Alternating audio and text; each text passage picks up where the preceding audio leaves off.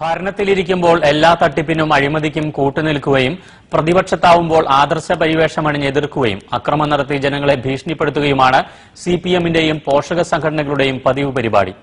ഇത്തരം കലാപരിപാടിയിലെ ഒരു തട്ടിപ്പാണ് നിഖിൽ സിംഗ്ള എന്ന വിദ്യാർത്ഥിയുടെ എഞ്ചിനീയറിംഗ് പ്രവേശനം. സംസ്ഥാനത്ത് കാലാകാലങ്ങളിൽ വിദ്യാഭ്യാസ രംഗത്ത് നടപ്പിലാക്കാൻ ശ്രമിച്ച മാറ്റങ്ങളെ എതിർക്കുകയും അക്രമം വഴി ഇത്തരം മാറ്റങ്ങളെ നശിപ്പിക്കുകയും ചെയ്യുന്ന രാഷ്ട്രീയമാണ് സിപിഎമ്മും അവരുടെ വിദ്യാർത്ഥി സംഘടനയും നടപ്പിലാക്കി പോരുന്നത്. 80കളിൽ ദേശീയ വിദ്യാഭ്യാസ നയത്തിന്റെ ഭാഗമായി പ്രീ ഡിഗ്രി വിദ്യാഭ്യാസം കോളേജുകളിൽ നിന്ന് അടർത്തി മാറ്റി സ്കൂളിലേക്ക് മാറ്റുന്നതിനെ എതിർക്കുകയും കോടിക്കണക്കിന് രൂപയുടെ പൊതുമുതൽ അക്കാലത്ത് നശിപ്പിക്കുകയും ചെയ്തു.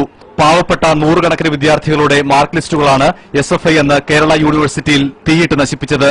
87ൽ ഇടതുമുന്നണി അധികാരത്തിൽ വന്നപ്പോൾ ഇതേ നയം +2 സമ്പ്രദായമായി നടപ്പിലാക്കി. 1991ൽ സഹകരണ മേഖലയിൽ കണ്ണൂരിലെ പരിയാരത്ത് ആരംഭിച്ച സഹകരണ മെഡിക്കൽ കോളേജിനെതിരെ അക്രമസമരം അഴിച്ചുവിട്ടു. കൂത്തുപറമ്പിൽ 5 ചെറുപ്പക്കാരെ പോലീസ് വെടിവെച്ചു കൊന്നു.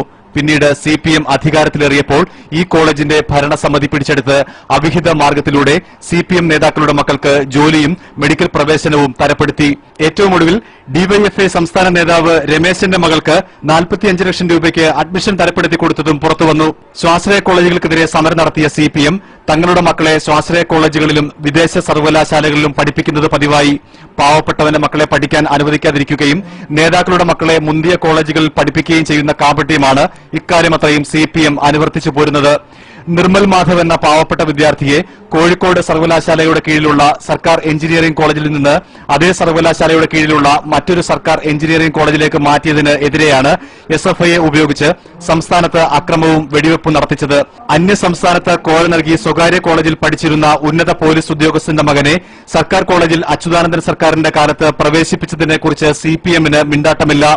പാവപ്പെട്ടവന്റെ മക്കളെ തകർക്കുകയും പണക്കാരന്റെയും സ്വാധീനമുള്ളവരുടെയും മക്കളെ താലോലിക്കുകയുമാണ് സിപിഎമ്മിന്റെ പതിവ് നയം. ഈ തട്ടിപ്പുകൾ തിരിച്ചറിയാത്ത പാവങ്ങളെ ഉപയോഗിച്ചാണ് SFI എന്നും അക്രമവും സമരവും നടത്തുന്നത്.